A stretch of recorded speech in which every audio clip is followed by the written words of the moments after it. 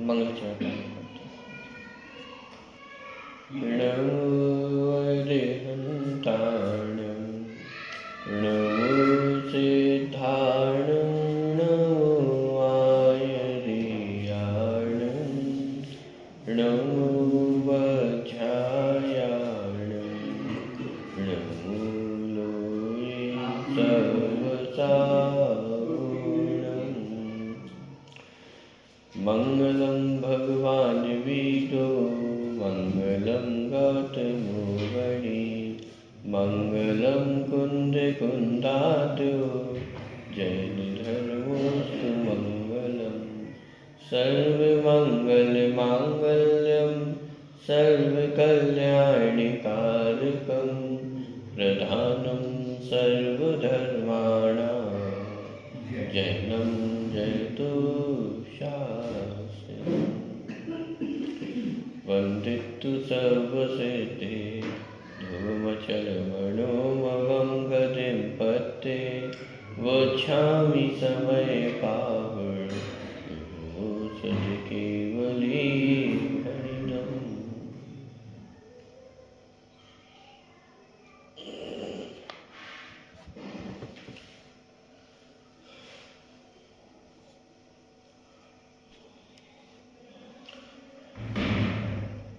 समय सारथी ग्रंथ 21वें कलश की चर्चा अपनी चल रही थी, प्रश्न क्रमांक 241 पे।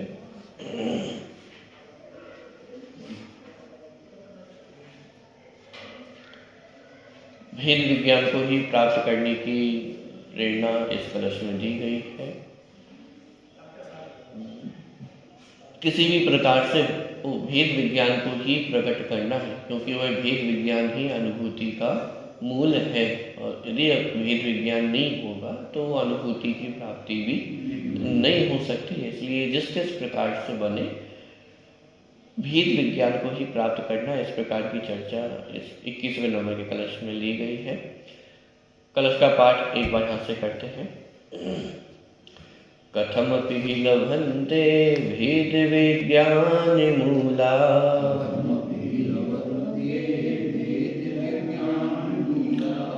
मचलित मनुभूतिं ये स्वतो वान्वितो वा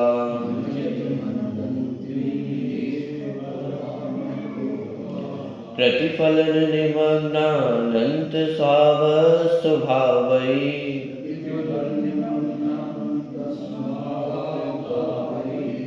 मुकुर्वद विकारा संततं स्युस्त एव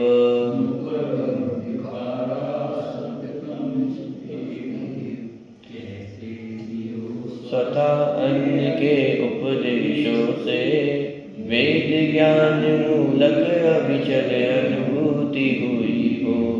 गियों के अगणित प्रतिबिंबों से वे ज्ञानी हरे निरंतर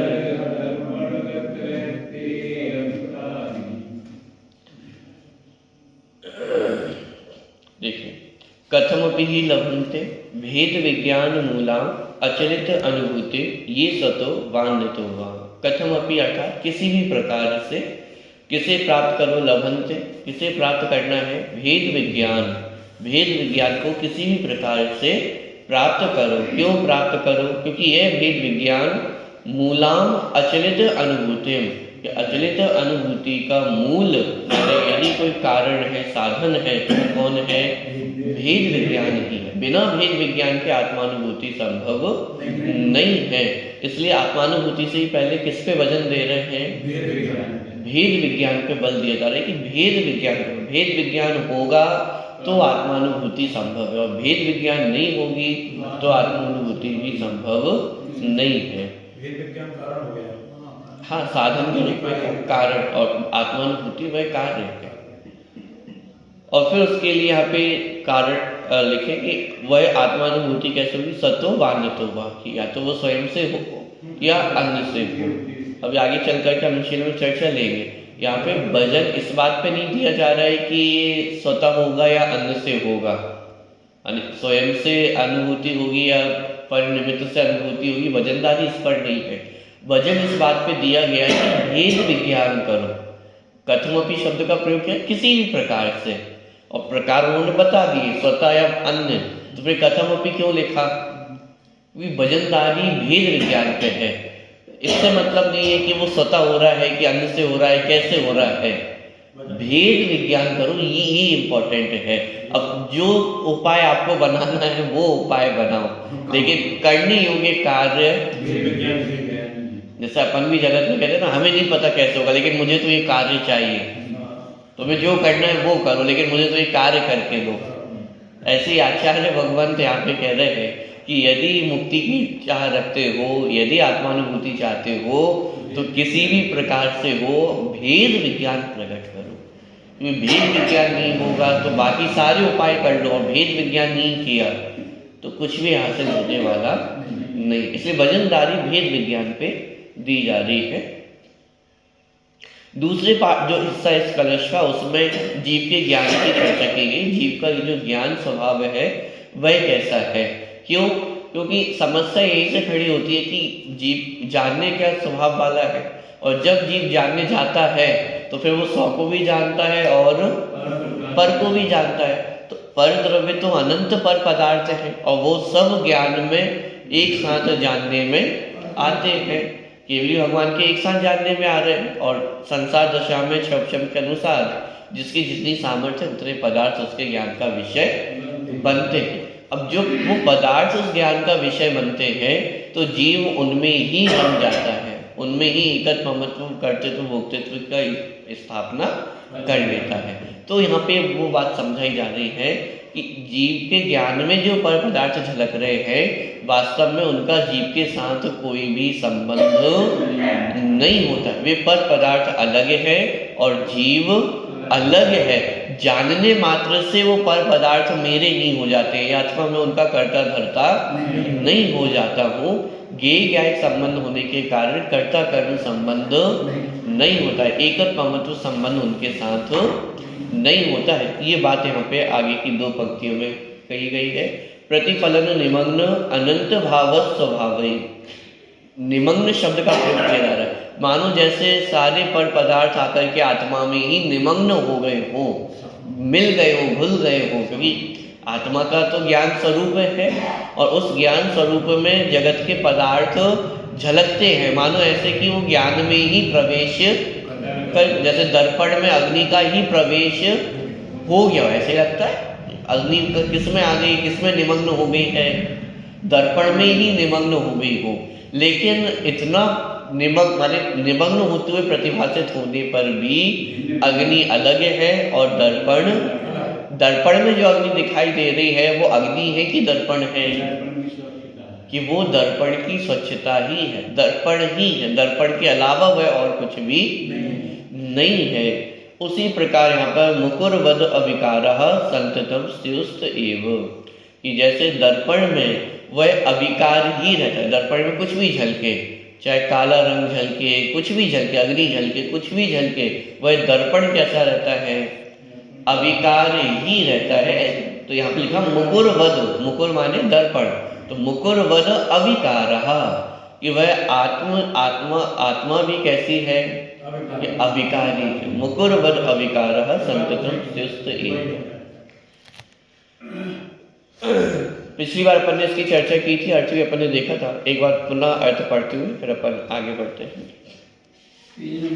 पृष्ठ क्रमांक 241 241 21वें नंबर का कलश। नहीं, अभी नहीं पहुंचे 45 पे। चलिए, जो पुरुष अपने आप ही अथवा पर के उपदेश से किसी भी प्रकार से भेद विज्ञान है मूल जिसका, ऐसी अपने आत्मा की अविचल अनुभूति प्राप्त करते हैं, वे पुरुष ही दर्पण की भांति अपने में प्रतिबिंबित हुए अनंत भावों के स्वभावों से निरंतर विकार रहित होते हैं। ज्ञान में जो ज्ञों के आकार प्रतिभासित होते हैं उनसे रागादि विकार को प्राप्त नहीं होते। उक्त कलश में मूलतः तो टीका की ही बात हो रही है, फिर भी इसमें 2 बातें विशेष ध्यान देने योग्य हैं। पहली बात तो यह है कि अनुभूति को भेद ज्ञान मूलक कहा है, और दूसरी यह है कि आत्मा के ज्ञान दर्पण में अनंत पदार्थ झल के पर उससे ज्ञानी आत्मविकार को प्राप्त नहीं होते। जिस प्रकार अग्नि के प्रतिबिंबित होने से दर्पण गर्म नहीं होता, उसी प्रकार रागादि के गेय बनने से आत्मा रागादि रूप परिणमित नहीं होता। इस अपन ने वो वाला उदाहरण भी देखा था कि अकबर माने वो राजा ने व्यक्ति को तालाब में रहने के लिए कहा, रात भर उस तालाब में रहा। तो उसने क्या कहा कि अग्नि को देखता रहा, इसलिए मैं पूरी रात उसमें निकाली। फिर बीरबल ने उपाय बनाया, भोजन पे बुलाया, बहुत ऊपर रख के उन्होंने घड़ा रखा और अग्नि नीचे जला। माने ये पूरे उदाहरण के माध्यम से हमने समझा था कि पदार्थ ज्ञान का विषय बनते हैं, उससे आत्मा में राग द्वेष उत्पन्न नहीं होते, वह हमारे दुख का कारण नहीं।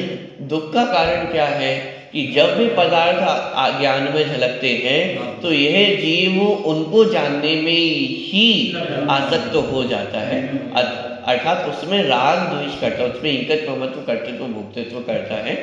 ये दुख का कारण है। पर पदार्थों का झलकना ये दुख का कारण नहीं, क्योंकि ज्ञान ये तो जीव का स्वभाव है। स्व को जानना भी जीव का स्वभाव है, पर को जानना भी जीव का स्वभाव। ज्ञान जानने का कार्य करेगा, जो गेय है सबको जानने का कार्य करेगा। तो अन्य समस्त द्रव्य भी गेय है, पुद्गल धर्म अधर्म आकाश काल वे भी गेय है और आत्मा भी गेय है। तो आत्मा तो सबको जानने का कार्य कर रहा है। जानना दुख का कारण नहीं है, पर द्रव्यों को जानते रहना या उनको जानते रहने की जो आसक्ति है वह दुख का कारण। और वो आसक्ति क्यों उत्पन्न होती है? क्योंकि उनमें एकत ममत्व अथवा कर्तृत्व भोक्तृत्व ये बुद्धियां उत्पन्न होती है। यदि 242 नंबर का प्रश्न, यदि आत्मानुभूति प्राप्त करना है तो स्व और पर के बीच भेद विज्ञान करने का प्रयत्न करना चाहिए। यही कारण है कि यहाँ आत्मा और कर्म नौकर्म के बीच भेद विज्ञान कराया गया है। आत्मानुभूति को भेद विज्ञान मूलक कहने का मूल कारण यह है कि अन्य करोड़ों उपाय करो तो भी भेद विज्ञान के बिना आत्मानुभूति की प्राप्ति नहीं होगी। अनुभूति को भेद विज्ञान मूलक क्यों कहा? क्योंकि अन्य करोड़ों उपाय करने पर भी यदि भेद विज्ञान नहीं किया तो अनुभूति की प्राप्ति नहीं होगी। पूजा पाठ जप तप तीर्थ यात्रा व्रत शील संयम आदि से आत्मानुभूति प्राप्त होने वाली नहीं है। क्या कहा जा रहा है कि ये सारी क्रियाएं करने पर भी आत्मानुभूति की गारंटी नहीं है, क्योंकि आत्मानुभूति का साधन भेद विज्ञान है। जिसे आत्मानुभूति प्रकट होती है, जिसे भेद विज्ञान प्रकट होता है, उसके जीवन में ये सारी चीजें होंगी, लेकिन मात्र इनके होने से आत्मानुभूति हो जाए ऐसा नहीं। स्वरूप की जानकारी होनी चाहिए। सम्यक दर्शन किसका नाम है? सम्यक दर्शन की परिभाषा क्या है? क्या करने का नाम सम्यक दर्शन है? अब अभी जितनी चीजें यहाँ पे लिखी हैं, पूजा पाठ जप तप तीर्थ यात्रा व्रत शील संयम आदि, क्या यही सब करने का नाम सम्यक दर्शन है? सम्यक दर्शन में किन किन चीजों का नाम लिया गया है? इनमें से कितनी चीजों का नाम लिया गया है?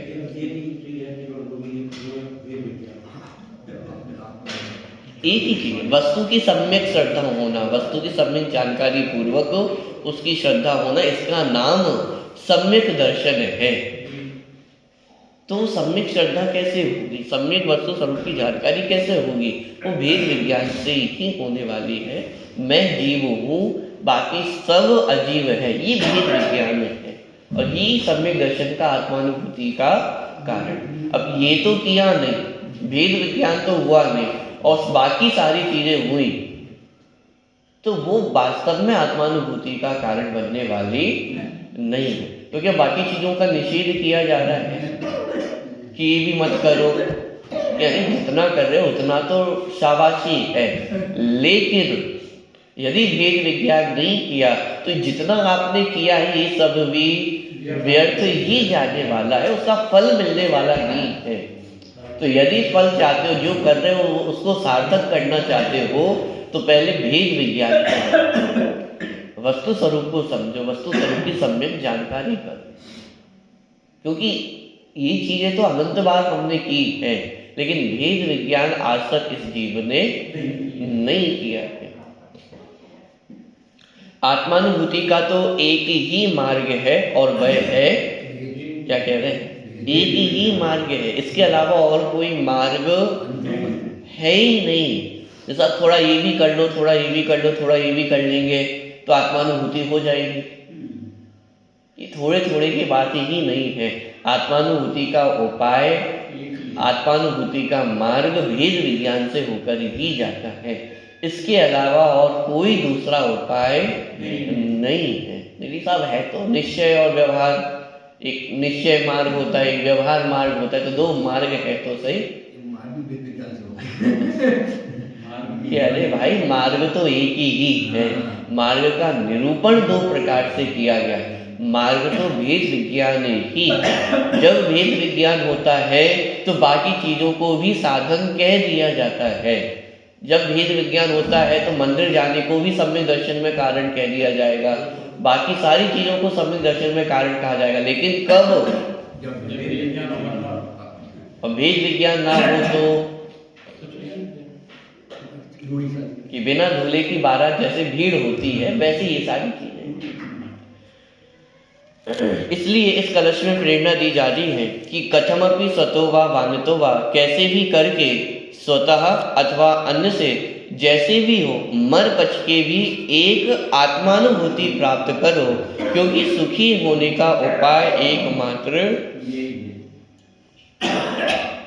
यही उपाय है। यह आत्मानुभूति दो प्रकार से होती है।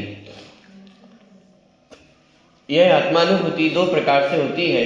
यह बताना मूल प्रयोजन नहीं है। क्या? ये आत्मानुभूति कितने प्रकार से होती है, इस बात को बताना हमारा मूल प्रयोजन नहीं। मूल प्रयोजन क्या है? मूल प्रयोजन तो यह है कि इस पर बहस मत करो कि वह स्वतः प्राप्त होगी या पर से होगी। जैसे भी हो उसे प्राप्त करने का उग्र पुरुषार्थ करो। इस विवाद में मत उलझो कि स्वतः होगी कि परता होगी, कि अभी तो जिन्हें भगवान है नहीं, वाणी नहीं है, तो हमें कैसे आत्मानुभूति होगी, कि इस बहस में मत उलझो। यहाँ क्या कहा जा रहा है कि कुछ भी हो उग्र पुरुषार्थ द्वारा भेद विज्ञान करो। ये बहस काम आने वाली नहीं है, ये वाद विवाद काम आने वाला नहीं, ये तर्क वितर्क काम आने वाले नहीं है। यदि कुछ काम आने वाला है तो वो क्या है?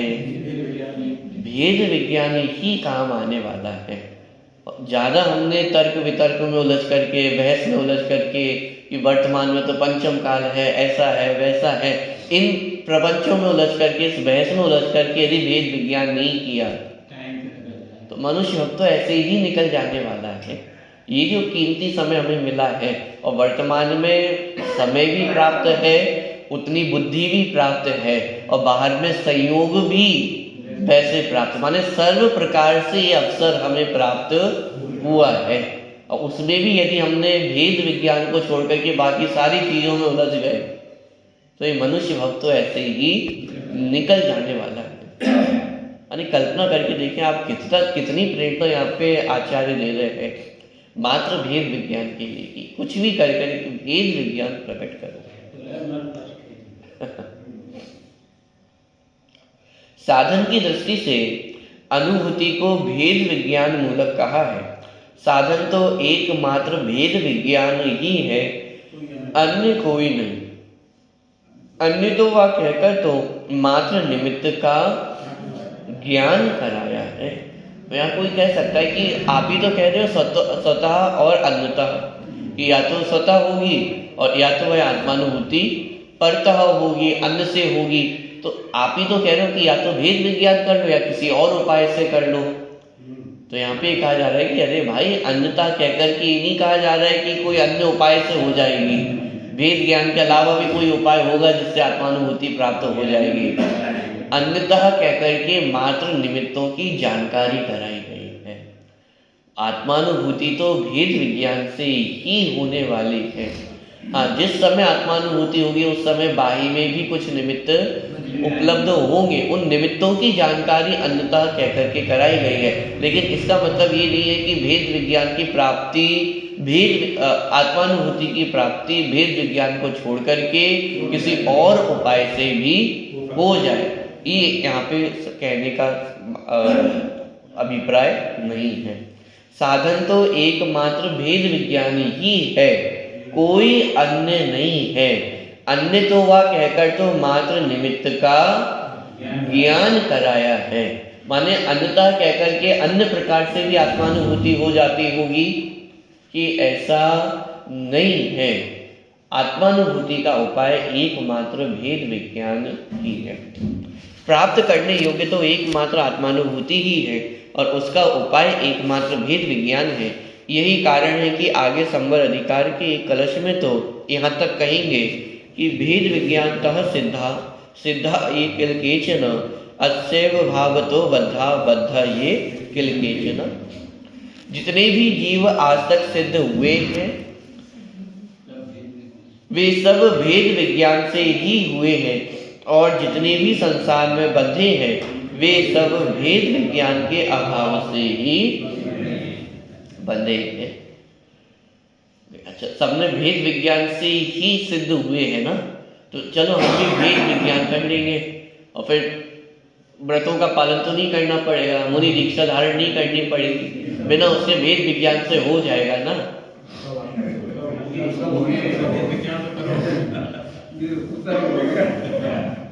कहना क्या चाह रहे हैं कि ठीक है, आपने भेद विज्ञान नहीं किया और बाकी सारी चीजें कर ली तो सिद्धत्व की प्राप्ति होगी? कि सिद्धत्व की प्राप्ति नहीं होने वाली। अब दूसरी तरफ जिसने भेद विज्ञान किया है कि वो मोक्ष मार्ग में तो आगे बढ़ता ही बढ़ता है, आज नहीं तो कल वह मोक्ष मार्ग में आगे बढ़े नहीं बढ़ेगा। आज चौथा गुण स्थान है तो वो पांचवें गुण स्थान में आज नहीं तो कल आएगा ही आएगा।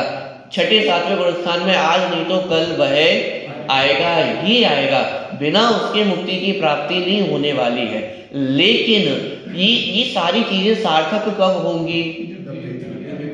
ये सारी चीजों को मुक्ति का कारण कब कहा जाएगा? जितना व्रत संयम आदि है इसको मुक्ति का कारण कब कहा जाएगा? अथवा ये मुक्ति में कारण कब बनेंगे? कि जब भेद विज्ञान होगा। और यदि भेद विज्ञान नहीं होगा तो ये सारी चीजें भी मुक्ति का कारण बनने वाली नहीं है। इसलिए यहाँ पे बात भेद विज्ञान की जा रही है कि कारण कौन है मुक्ति का, कि वह भेद विज्ञान। जिसने भेद विज्ञान कर लिया तो बाकी सारी चीजें तो होती चली जाएंगी, मोक्ष मार्ग में सारी चीजें होंगी ही होंगी। लेकिन जिसने भेद विज्ञान नहीं किया कि उसको मुक्ति की प्राप्ति भी होने वाली नहीं है। तो इसलिए यहाँ पे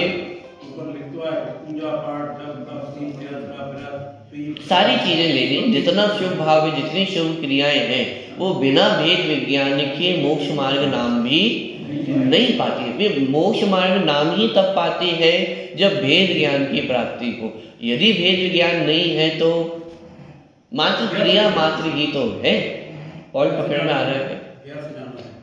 देखिए, और भी अनेक स्थानों पर भेद विज्ञान की महिमा विविध प्रकार से गाई गई है, जिसे जानकर पूरी शक्ति लगाकर भेद विज्ञान प्राप्त करने का पुरुषार्थ करना चाहिए। दूसरी बात यह है कि पर पदार्थों के जानने से ना तो लाभ है और ना हानि ही। क्या कह रहे हैं? जैसे दर्पण में कोई पदार्थ झलके या ना झलके, दर्पण का क्या बिगड़ेगा? दर्पण का तो कुछ भी बिगड़ने वाला नहीं है। उसी तरह आत्मा में, आत्मा के ज्ञान में पर पदार्थ झलके ना झलके, कुछ जानने में आए या ना जानने में आए, जानने में आए तो उससे ना कोई लाभ है और नहीं जानने में आए तो उससे ना कोई हानि है। पर पदार्थों के जानने नहीं जानने से कोई लाभ हानि नहीं है। उनके नहीं जानने से तो हमारा कुछ बिगड़ने वाला है ही नहीं, परंतु अपने ज्ञान में उनके ये बनने से भी कुछ बिगड़ने वाला नहीं है। क्योंकि जिस प्रकार दर्पण में अनंत पदार्थ झलकते हैं पर उससे दर्पण विकृत नहीं होता, उसी प्रकार अनंत जीवों के जानने से भी हमारा ज्ञान दर्पण विकृत होने वाला नहीं है। हमारे ज्ञान दर्पण का कुछ भी बिगड़ने वाला नहीं है। चाहे अनंत पदार्थ भी इस ज्ञान में झलके, लेकिन आत्मा का तो स्वभाव ही जानने का है, ज्ञान का तो स्वभाव ही पर पदार्थों को जानने का है। तो जो मेरा स्वभाव है वह कभी भी दुख का कारण नहीं होता है। बिगड़ता तो उन्हें अपना जानने से है। जीव का बिगड़ना कब होता है? बिगाड़ खाए में है कि जो जानने में आ रहा है उसको हमने अपना मान लिया, उसको उसके कर्ता धर्ता हम बने। दिक्कत वहां पे है, दिक्कत वो जानने में आ रहा है, इसमें नहीं। माइक है, अभी मेरे ज्ञान का विषय बन रहा है, तो क्या दिक्कत है? कोई दिक्कत नहीं। लेकिन इस माइक को मैं अपना मान लूं तो सारी दिक्कत है। दुनिया के आपको इतने घर दिखाई देते हैं, तो इतने घर आपके जानने में आ रहे, तो क्या समस्या है? कोई समस्या नहीं है। लेकिन पड़ोसी के घर को देख कर के आप उसे अपना मानने लग जाओ तो दिक्कत जानने में नहीं है, दिक्कत उसको जानकर अपना मानने में है, उसके कर्ता धर्ता बनने में दिक्कत है। ज्ञाता रूप रहे तो कोई दिक्कत नहीं। अनंत भगवान, सिद्ध भगवान पूरे विश्व को जानते हैं, लेकिन पूरे विश्व को जानने पर भी वे उसके ज्ञाता मात्र रहते हैं, उसमें अपनत्व नहीं करते। दुख का प्रारंभ ही अपनत्व से होता है। जहां हमने अपनत्व किया वहां से दुख की श्रृंखला प्रारंभ हो जाएगी। हम अपने परिवार में अपनी जिसको हम अपना समझते हैं उन सब चीजों में अपनत्व करते हैं, तो दुख का प्रारंभ ही उस अपनत्व से है। अब वह चाहे राग करे द्वेष करे, वो दोनों ही है तो दुख के ही कारण। राग होगा तो भी दुखी ही होगा, द्वेष होगा तो भी दुखी ही होगा। वो राग द्वेष खड़े क्यों हुए? क्योंकि उसको हमने अपना माना है। अब जिसमें हमारी आसक्ति है, जिसमें अपनत्व है, तो उसमें राग द्वेष भी होगा, हर्ष विषाद भी होगा। कदाचित कुछ अच्छा होगा तो उसमें हर्ष होगा, प्रफुल्लित होंगे। कुछ बुरा होगा तो उसमें हमें दुख भी होगा, विषाद भी होगा।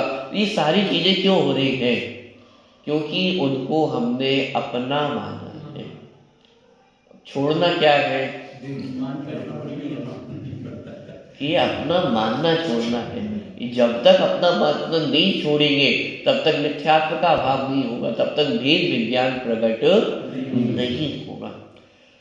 बिगड़ता तो उन्हें अपना जानने से है, अपना मानने से है, उनमें ही जमने रमने से है, उनका ही ध्यान करने से है। अकेले जानने मात्र से कुछ भी बिगाड़ सुधार नहीं है। अतः न उन्हें जानने का हट करना चाहिए और ना नहीं जानने का भी हट करना चाहिए। क्या? जानने का हट भी नहीं करना है और नहीं जानने का भी हट नहीं करना है। मैं तो ये भी नहीं जानना, ये भी नहीं जानना, ये भी नहीं जानना है। इस हट में उलझना ही नहीं है। यदि अपना उपयोग कहीं लगाना है तो वो भेद विज्ञान में लगाना है कि ये मैं नहीं हूँ, मैं अपना ज्ञान स्वरूप हूँ, ज्ञायक भाव स्वरूप हूँ। बाकी जो कुछ भी मेरे ज्ञान में झलक रहा है वह मैं नहीं हूँ। अब लेकिन ये भेद विज्ञान तो एक तरफ रह जाता है और हमारी पूरी रुचि इस बात में लग जाती है, पूरी शक्ति इस बात में लग जाती है कि किसको जानूं और किसको नहीं जानूं। अब जिसको जान करके अपनत्व कर रहे हैं, फिर उसमें हमारी रुचि लगती है कि उसको कैसे सुधारा जा सकता है, कैसे उसको अपने साथ बनाए रखूं, और कदाचित उसका वियोग हो जाए तो फिर दुखी होता है, कुछ करना धरना चाहता है। जिसको अपना मानता है उसके लिए कुछ करना धरना चाहता है, और जब नहीं कर धर पाता है तो दुखी होता है, और जो थोड़ा बहुत कर भी देता है तो उसमें संतुष्टि नहीं होती है तो दुखी होता है, और कदाचित अपनी बुद्धि के अनुसार हो भी जाए, इच्छा के अनुसार हो भी जाए, तो वो टिकता कितनी देर है। माने कुल मिलाकर के जहां अपनत्व किया है वहां से दुखों का प्रारंभ हो जाता है। क्योंकि इच्छाएं तो अनंत है और वो इच्छाओं की पूर्ति तो संभव है ही। जो 2-4 इच्छाओं की पूर्ति हो भी जाती है तो ये चिंता बनी रहती है कि ये कहीं छूट ना जाए, कहीं वियोग ना हो जाए, कहीं कुछ बिगड़ ना जाए।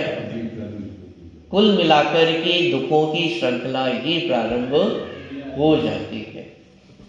सहज भाव से जैसे जो ज्ञात हो जावे हो जाने दे, ना होवे तो ना होने दे, उनके प्रति सहज भाव धारण करना ही श्रेष्ठकर है। शिवभूति मुनिराज को तो नमोकार मंत्र भी याद नहीं हुआ, तो बल किस पे दिया कि नहीं नमोकार मंत्र याद करना ही होगा। मोक्ष जा रहे हो और नमोकार मंत्र भी याद नहीं होगा, ये ऐसे कैसे चलेगा। यहाँ पे क्या कह रहे हैं, हट नहीं करना है। सहज रूप से जो जानने में आए तो उसे जानने में आने देना, और जो नहीं जानने में आ रहा है तो उसको जानने का हट नहीं करना, अथवा नहीं जानना ये हट भी नहीं करना है। यदि हट भी किसी बात का करना है तो किसका करना है, भेद विज्ञान का ही करना है। लेकिन कथम अपि, जिस प्रकार से किसी भी प्रकार से क्या करना है, भेद विज्ञान करना है। क्योंकि भेद ज्ञान के अलावा मुक्ति का और कोई उपाय नहीं है। तो पर पदार्थ जानने में आ रहे उनका क्या करें, जानने में आने, आत्मा का स्वभाव ही जानना है। यदि मेरे जानने में नहीं आएंगे तो और किसके जानने में आएंगे। ये तो जीव और अजीव को डिफरेंशिएट करने वाला, उनमें अंतर करने वाला मुख्य बिंदु ही ये है कि मैं जान सकता हूँ और ये माइक जान सकता नहीं है। जानना तो आत्मा का स्वभाव है, जितना जानने में आए उतनी ज्ञान की स्वच्छता है। तो वस्तुओं के जानने में आना ये समस्या नहीं है, उसमें अपनत्व करना, उनको अपना जानना, उनमें रमना जमना, उनका ही निरंतर ध्यान करना, ये दुख का मूल कारण है। तो जो जानने में आ रहा है सहज भाव से आने दो, जो नहीं जान पा रहे हैं तो नहीं जाने दो। नहीं जानने का भी हट नहीं करना है, जानने का भी हट नहीं करना है। लेकिन हमारे हट इन्हीं चीज़ों के तो होते हैं। या तो जानने का हट होगा कि मुझे ये भी जानना, ये भी जानना, ये भी देखना है। किसी को दुनिया देखने का वो एक भाव होता है कि मृत्यु से पहले ये काम करना है, क्या कि पूरी दुनिया घूमनी है। यदि दुनिया नहीं घूमी तो फिर क्या किया। सब आते हैं चले जाते हैं, आए हैं तो कम से कम देख कर तो जाए कि इस दुनिया में क्या क्या है। तो किसी को जानने का हट होता है कि ये भी जान लूँ, ये भी जान लूँ, ये भी जान लूँ, ये छूट जाएगा तो क्या होगा। और किसी को नहीं का हट होता है, मुझे नहीं जानना, मुझे नहीं जानना, ये मेरे आंखों के सामने से हटा दो, ये हटा दो, ये हटा दो। दोनों ही विकृतियां हैं। जानने का हट भी विकृति है और नहीं जानने का जो हट है वो भी विकृति है। क्योंकि सहजता दोनों ही परिस्थिति में नहीं है। ज्ञान के ऊपर दृष्टि दोनों ही परिस्थिति में नहीं है। जहाँ जानने का हट है वहां भी पर पदार्थ की ओर ही लक्ष्य है, और जहाँ नहीं जानने का हट है वहां भी लक्ष्य तो पर पदार्थ में ही है ना। जैसे आपसे कहा जाए कि आप दुनिया के कोई भी विकल्प कर सकते हो, लेकिन मात्र बंदर का विकल्प नहीं करना है। अब नहीं करने के नाम पर भी आपको विकल्प किसका हो रहा है, बंदर का ही तो विकल्प हो रहा है। क्या नहीं सोचना है कि जो नहीं सोचना है वही तो हम सोच रहे हैं। तो नहीं जानने के हट में भी हम जान किसको रहे हैं, पर द्रव्य को ही तो जान रहे हैं कि मुझे ये नहीं जानना, ये नहीं जानना, ये नहीं जानना। तो नहीं जानने में आत्मा जानने में कहाँ आया। वो नहीं जानने में भी तो पर द्रव्य ही जानने में आ रहे हैं। भेद विज्ञान तो उसमें भी नहीं हुआ है। पॉइंट पकड़ में आ रहा है कि नहीं आ रहा है। तो बल किस पे दिया गया कि भेद विज्ञान करना है। वो भेद विज्ञान करते समय आपको कितने पदार्थ जानने में आ रहे हैं, नहीं आ रहे हैं, वो महत्वपूर्ण नहीं है। सहज भाव से जो जानने में आए जान लो, जो नहीं आ पा रहा है मत जान। लेकिन भेद विज्ञान का पुरुषार्थ होना चाहिए, क्योंकि भेद विज्ञान नहीं होगा तो बाकी सारी चीजें निरर्थक जाने वाली हैं। तो सहज भाव से जैसे जो ज्ञात हो जावे उसे हो जाने दे, ना होवे ता ना होने दे। उनके प्रति सहज भाव धारण करना ही श्रेयस्कर है। इस कलश में इन्हीं दो बातों पर वजन दिया गया है। कौन सी दो बातें? एक तो भेद विज्ञान पे कि जिस प्रकार से कुछ भी करके क्या प्रकट करो, भेद विज्ञान प्रकट करो। और दूसरा जानना, ये ज्ञान का स्वभाव है, आत्मा का स्वभाव है। तो हमें क्या जानने में आ रहा है, क्या जानने में नहीं आ रहा है, उस पे बल नहीं देना है। जो जानने में आ रहा है उसको सहज भाव से जानो, और जो नहीं आ रहा है उसे मत जानो। सहजता अपने जीवन में होनी चाहिए। तो इन दो बातों पे विशेष बल इस कलश में दिया गया है। इस कलश के भाव को बनारसी दास जी ने निम्नांकित छंद में इस प्रकार व्यक्त किया है। बनारसी दास जी का जो छंद है उसकी चर्चा अपन आगे करेंगे।